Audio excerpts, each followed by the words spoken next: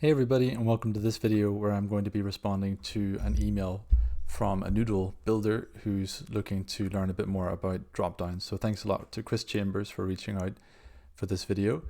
The question was, how do I map values that are potentially from objects in an API call, for example, to a dropdown such that I get just label and value, and that I can control what's a label and what's a value from the data that's being returned from the API.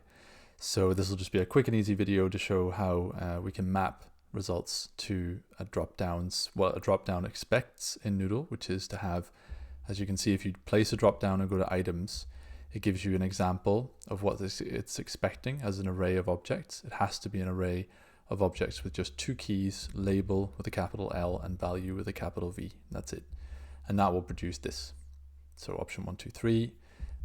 My objective today is to be able to get a button on here that will go to the university's website, and we'll open a new tab with the path that's going to come from the value of the drop-down selected item.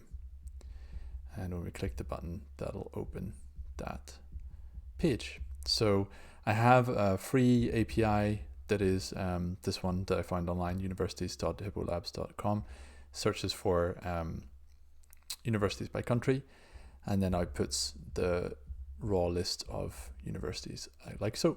So I've got several hundred universities there, and they're coming back with name, which I want as the label, and web pages where they have at least one value, I think, in most of them.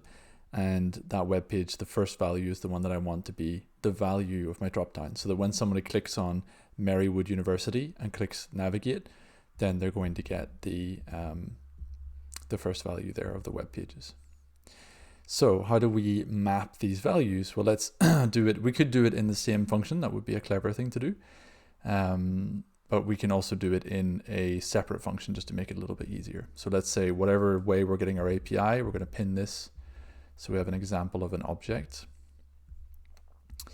and then we're going to make a new function, and this function will just have one purpose, which is actually we're going to move down here so I can actually keep that open.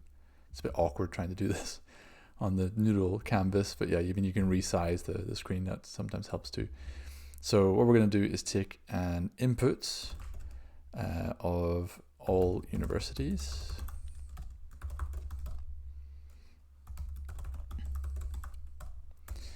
And when we get that input, each one of them is going to be one of these objects that you see in front of you. So what we're going to do is create a new array, which is going to be called dropdown values. And dropdown values is going to be all universities, which is at the moment an array, which means we can apply the map method. I never know if it's called a method or a function. I'm sorry, JavaScript people. I'm not good at JavaScript. It's my bad. We're going to apply the map whatever to it, which will take each item, which is handy to get this description sometimes too, by the way, when you're not good at JavaScript. It'll get each item in the array and apply some sort of function to it. So what we want to do is we want to name each item as whatever arbitrary value. You can call it item, you can call it university, call it whatever the hell you want. Let's just call it item. We're going to apply a function to it where each item we're going to, no, what was it? Before I say something stupid. We're not going to. So this would be in the case of, for example, I just want to take out the name of each university. Then this would be a simple function that would take each item, and instead of outputting the item, it'll just output the item.name, as in just this value here. So just to show what that's like, even though it's not right, dropdown values equals drop down values. So we need to hook it up first, and then we're going to output drop down values into here. It's not going to work, but that's okay, into items. And we can see that the outputs are the names of each university. So each whole item has been turned into a little mini version of itself. That's what mapping does. So you get the idea. So now what we want to do is, instead of just having one value, just a simple function that extracts one value and returns that value, we're going to put it into, there's a name for this, and I'm sure people will be screaming at the screen right now saying, yeah, it's so obvious, but I can't remember what it is. Some sort of object thing. And what we're going to do is say we were going to make a new object. So that's what the accolades are for. And this new object is going to have two keys, label and value. As for the value of these keys, it's going to be let's have a look at our item again. So it's going to be item dot name is the first one. So you see, instead of just outputting the one item dot name, we're actually applying it to a new object. And comma, of course, or else it won't work. Then the next thing is a bit trickier because it's not just item dot web pages, because that'll output an array and we won't be able to pipe that into our value to be able to send them to that page. So what we want is to extract the 0th value of that array. So we're going to take the web pages array and get it to just take the first item, the 0 item, and that should work. So that's it.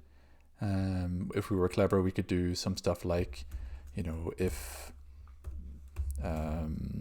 all universities dot length